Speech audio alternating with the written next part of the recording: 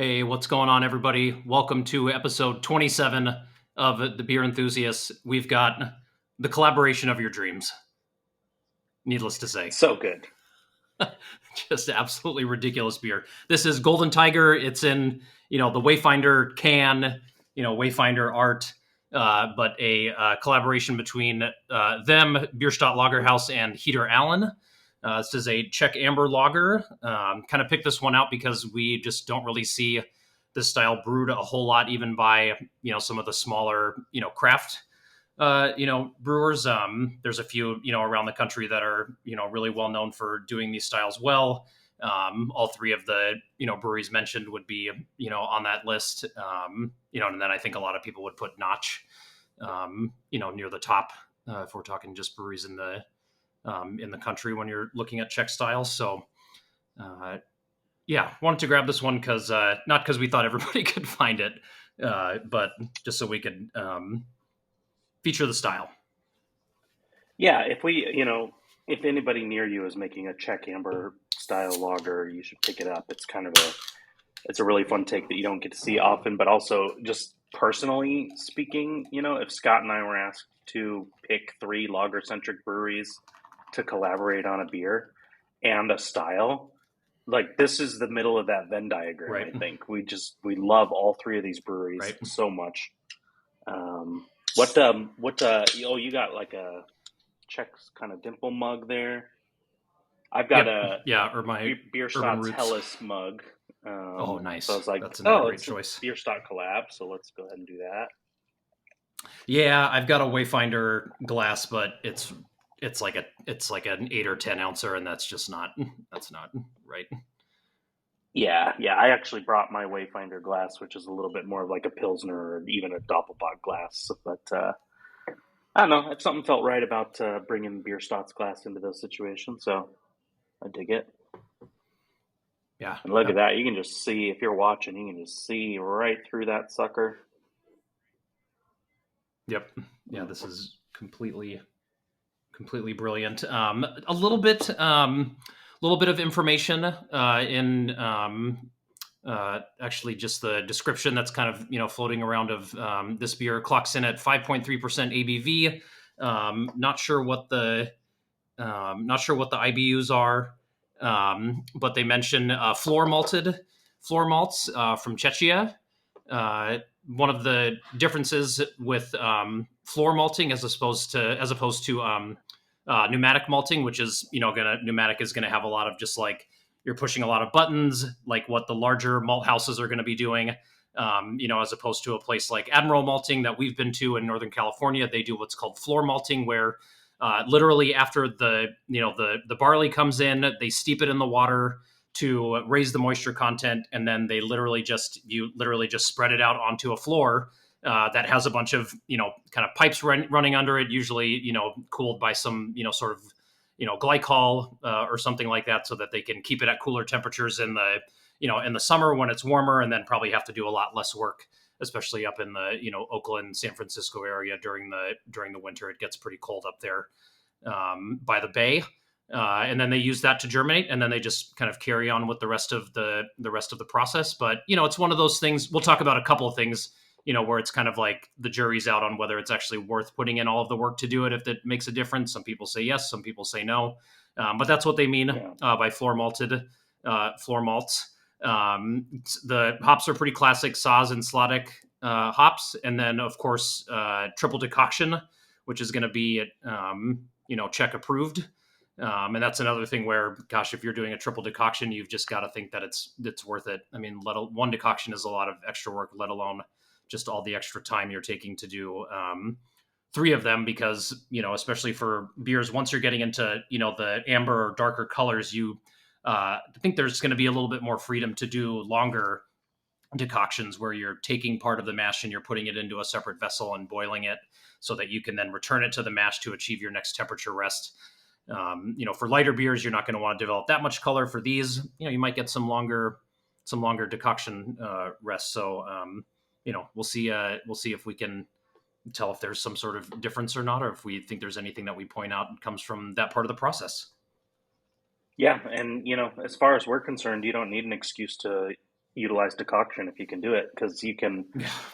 you can either use it as a way to coax more fermentability out of those floor malted malts, or just use it for a little bit of flavor and color development. I know a lot of breweries that use well modified, pneumatically malted malts or whatever, still might utilize a decoction in something as pale as a Helles or whatever it might be, just to get that just that little bit of deeper, vaguely richer malt character. And so, yeah, you don't need a good excuse for us, but it'll be interesting to see what this tastes like. Yeah. As Chris kind of pointed out right out of the gate, this is a really, really brilliant in terms of clarity. Formed a nice foam cap, a little off-white. So,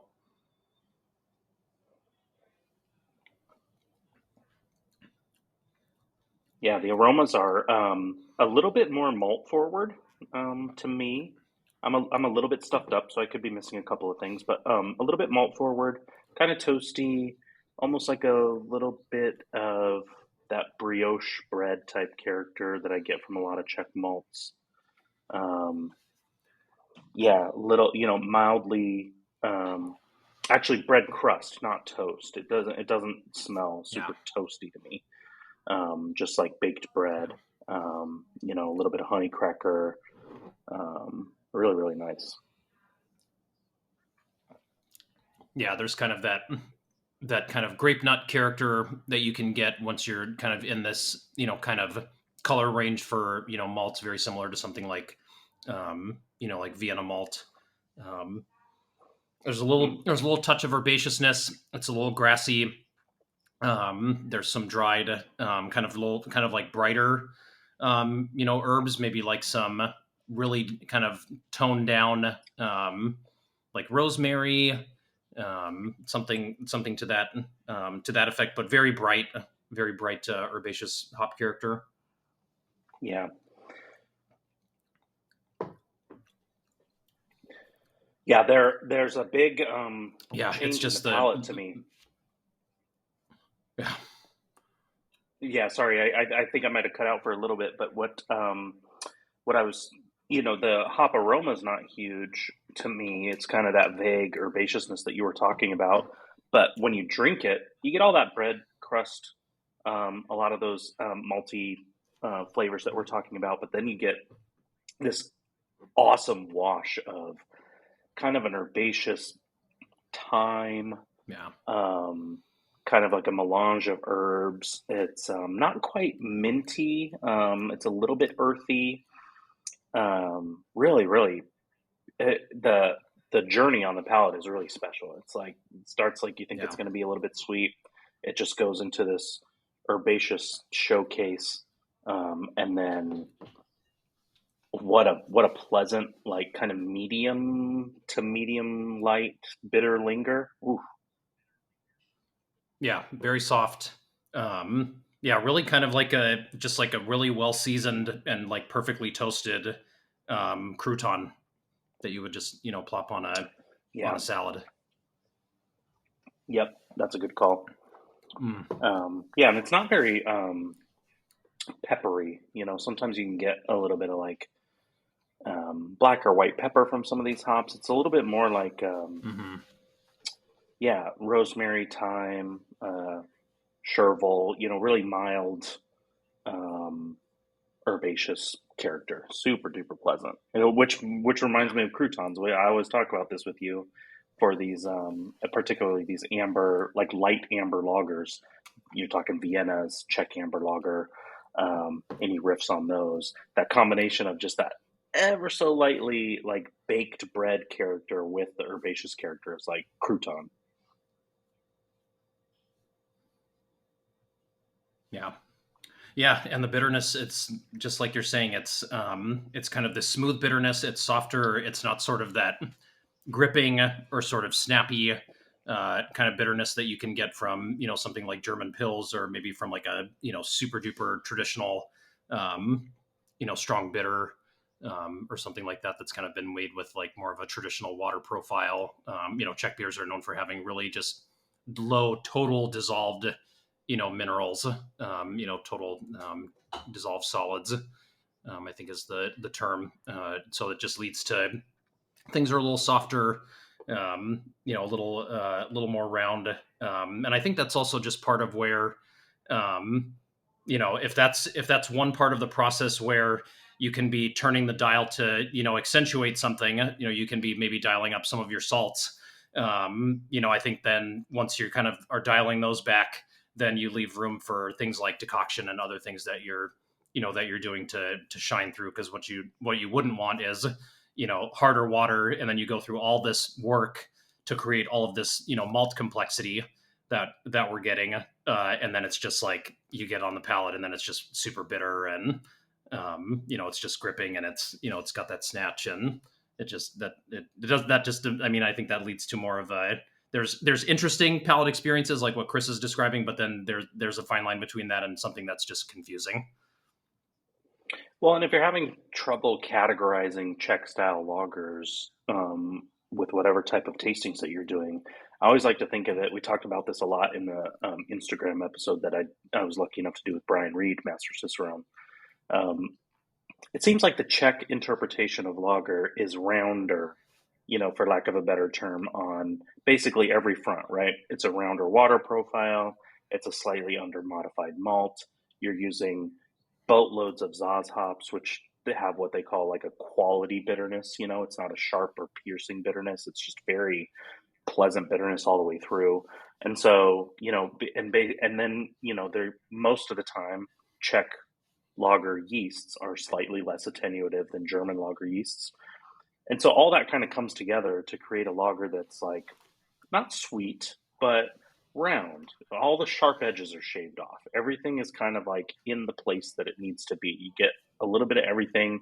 It all comes together in the middle to make a really pleasant, smooth experience. And I don't know a better way to define the term smooth, which is tough to define in whiskey or in beer or whatever it may be, than all those sharp edges being kind of trimmed off and everything feeling cohesive and in its place. Yeah, I think once you get into things like cohesive, there's not just one extreme, taste, especially, that's dominating. It's not just like, wow, this is bitter, or wow, this is, sweet, but you maybe start to have trouble distinguishing which one is really, or you're noticing some of it here and some of it there, and I think so. I think cohesive is a really good. I think that's a really good way to. That's a good attempt to sum it up in one word. I think that's a pretty good way to sum up smooth. Well, if anybody has been watching this for probably just about any length of time, or seen an episode with a sort of bronzed color, bronzed orange, approaching light amber colored beer with some malt character, some bitterness. They know that these are beers that we really love to pair with, and we and kind of in the 5.5%, 6% range, kind of taking away some of the like really cautionary, tales that you might have to take into consideration, like, bitterness and capsaicin heat or alcohol and the like. Then you have a lot more room to play with. And as we've been trying to incorporate, I think, including cheese to start things off as we're studying for the master exam is always a good idea. And I've just found when you have, I'd be interested to try this because I remember, I think it was the second episode we ever did was Sierra Nevada Celebration, and I really liked that with Gruyere, like a really aged Gruyere that had some of those tyrosine crystals, but that also had a pretty firm, that was much more bitter than this beer. And so I think you kind of want a little bit more age. You want a little bit more of that umami or salt character to kind of help to temper that. So I think you can stick into that range, but then this is where you want to kind of start thinking about, how old do I really want my cheese to be? And we had one last night. We had a, cheddar that was kind of in the like 6 to 9 month range, or I think it said 9+, but I think if you're kind of in that 6 month where it's not young, I think if you use just kind of like a young kind of nutty cheese, it might just kind of get lost a little bit in all of the complexity. but I think you want something that's strong enough, aged enough, where it's gonna be a really good complement to the the malt character and not get kind of overshadowed by that, but then also is going to bring a nice additional contrast to all of the herbaceous hop character that you're getting, and maybe even bringing a little bit more of a salt treatment. That's something I'd have to look into if there was a particular producer that you know made cheeses like this, but maybe were a little more heavy-handed on the salt. Yeah, right. In the same kind of spirit of the reason that we like the sort of Swiss Army knife nature of these type of beers that sit at the midpoint of a lot of characteristics, that's going to work with a lot of cheeses that aren't, so aged that they're a big umami bomb or like ultra nutty, but aren't, so fresh that, it's more about the acidity and, the vibrant characteristics. Stuff that's kind of squarely in the middle, along a little bit of a continuum in the middle, is going to be really, really tasty with this beer. Yeah, absolutely. So what'd you come up with for kind of a entree?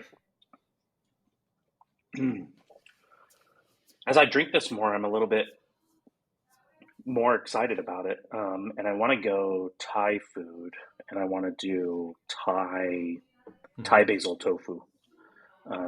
So you've got, I mean, the basil is just really what's driving the most of the interaction for me. I want it to be basil heavy, kind of Thai basil tofu dish. Um, but you also get the tofu. You kind of you coat it in cornstarch a little bit. You get a little bit starchy, so you can crisp it up when you fry it before you get it in the sauce or whatever. So you've got that herbaceous basil character that's going to be just a home run complement with that little bit of kind of vaguely herbaceous character that we're getting.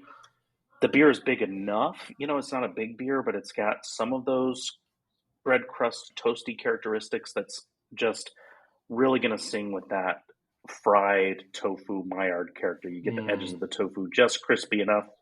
Um, I've said it on other episodes before. You get some rice underneath that, and you'd just be surprised how much these slightly darker malt characteristics bring out the toastiness and the nuttiness in even a white rice. You just sit there and drink them, and you're like, "Wow, I didn't know rice was this flavorful." It really is kind of a flavor booster to the rice, and so Yeah. that's my entree. I have another idea as well, which I'm excited about. But the Thai basil entree pairs nicely with the dessert that I want to do later, so keep that in mind. But the other savory that I wanted to do was like honey butter biscuits, and I think that you could do like your own facsimile of like a McDonald's, breakfast biscuit sandwich. Do a little egg, a little cheese, maybe a little breakfast sausage if you wanted to. I would do the fake one. Actually, Beyond Beef does a really, really good fake one. Or you could do like a honey butter chicken sandwich. And you've got that like fried chicken texture with the contours of this like bronzed malt character. Um, that's a pretty intense little sandwich. Biscuits are like kind of heavy and clumpy in a way, and then you get the like sweet honey butter on there. You could dial up spiciness if you wanted to use like a hot honey. If you were a spicy person, this would definitely accentuate that spiciness a little bit. But you got all that sweetness to really counteract it and contrast it. But I think that would be at the very least super fun to eat. You've got kind of that almost drying biscuit quality that the beer's in there loosening up, and you're interacting with that honey butter. I already said that there's kind of like a honey bread kind of character to the malt quality, and so that doesn't pair with the dessert that I want to mention later. But I wanted to bring that up, that I just thought the idea of biscuits in whatever preparation that you wanted to do with a little bit of honey butter would be pretty cool.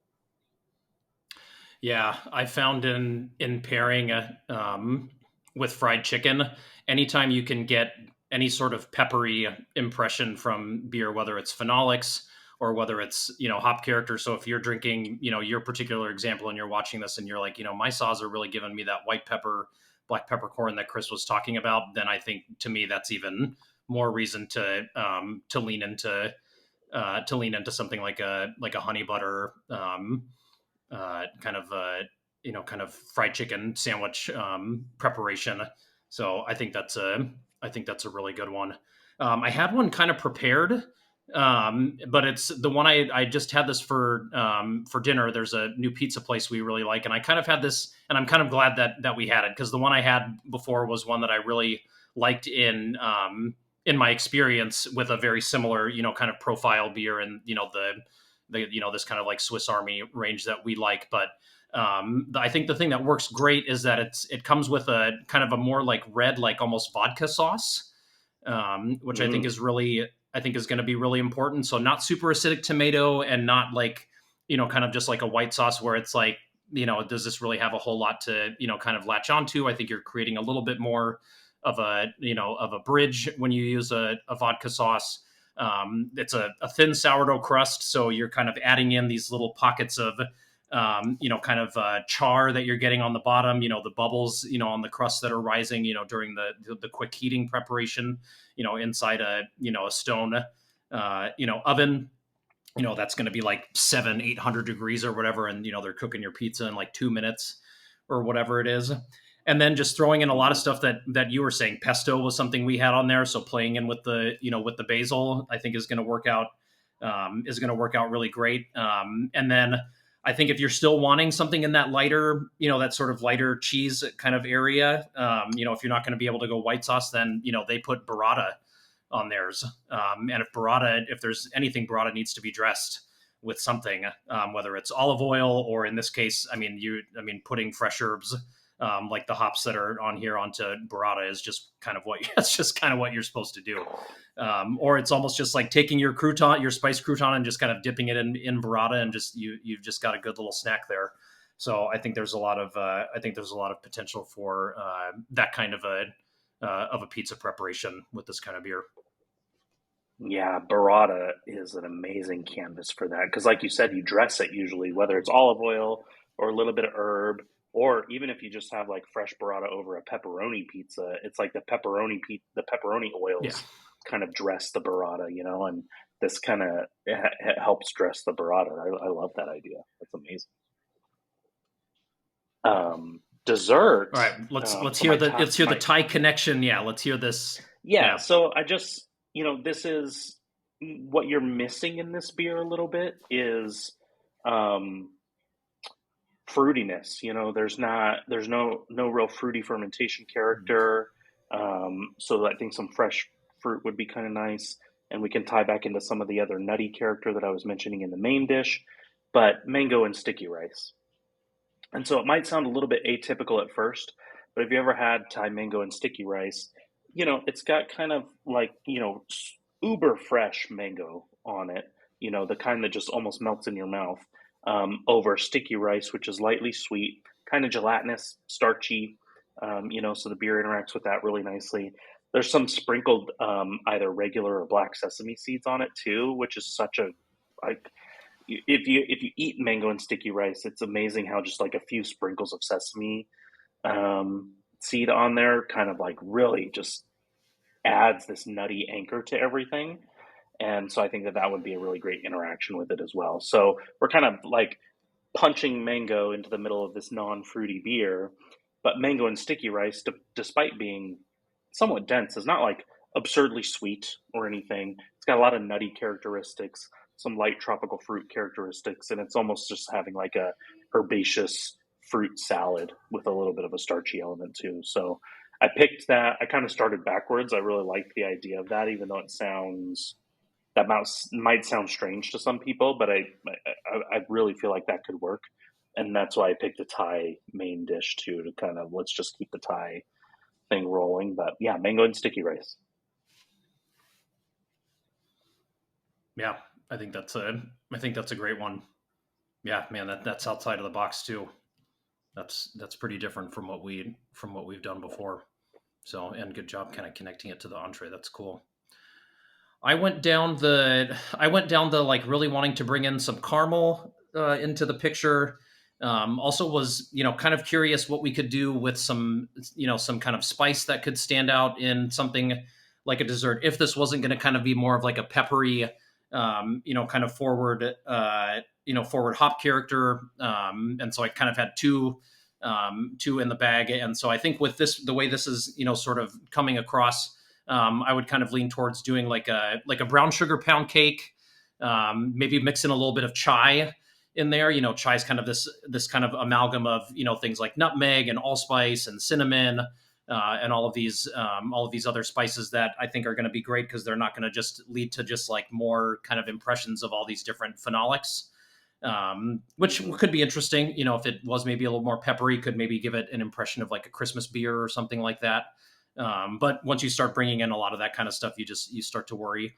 But to me, then the key is just salted caramel. I think just if there's just anything I found, we've just been doing so much cheese, week after week. That's just easily, I think, what we're all pairing with beer the most. And whenever we just have a pairing and we're just like, why is this really even supposed to work?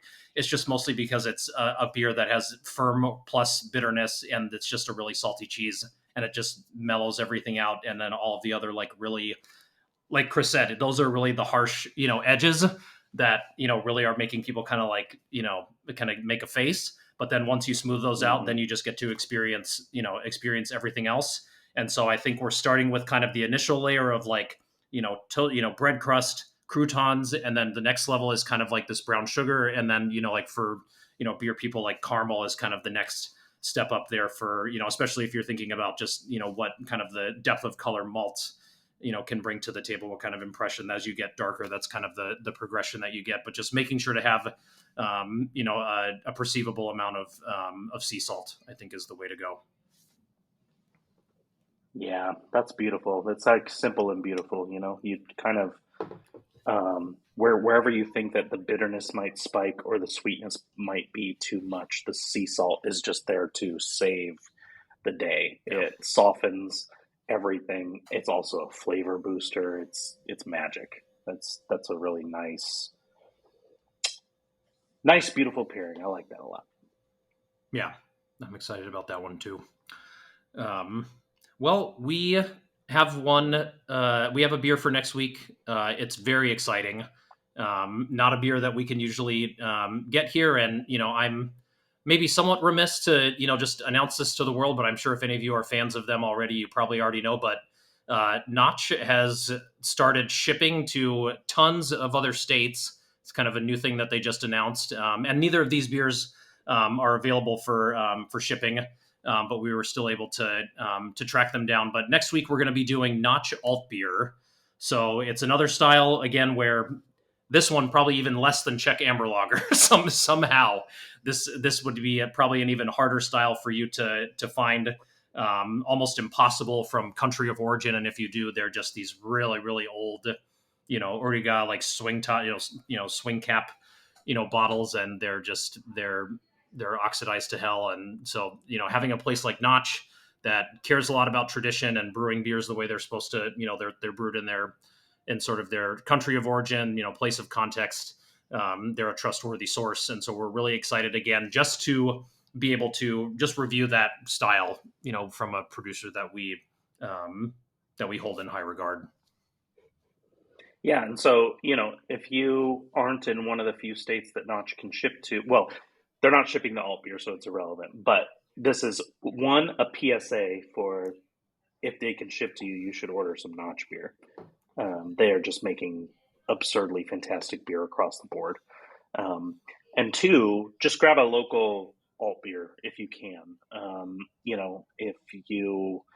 If a local brew pub makes one or whatever, some kind of German amber type of alt beer, that would be great. Even if it's not 100% traditional, sit there and drink it with us. We kind of try to balance in these episodes between mass availability so that you can drink along and really kind of determine whether you think we're full of it or not on this particular example. And also just like we want to give some sample, some styles that are a little bit harder to come across their day, right? We want to kind of amplify that stylistic voice a little bit too. So track down an alt beer if you can, or just drink whatever you want and enjoy it. Absolutely. Cheers, everybody. Thanks for tuning in. If you've been supporting us, we really appreciate it. Make sure to like the video. Make sure to subscribe. Make sure to follow us on Instagram. We are at The Beer Enthusiast. Chris is Fresh Beer Enthusiast. I am The Vintage Beer Enthusiast. we hope you enjoyed us talking about Golden Tiger. So see you next time. Cheers. Peace, friends.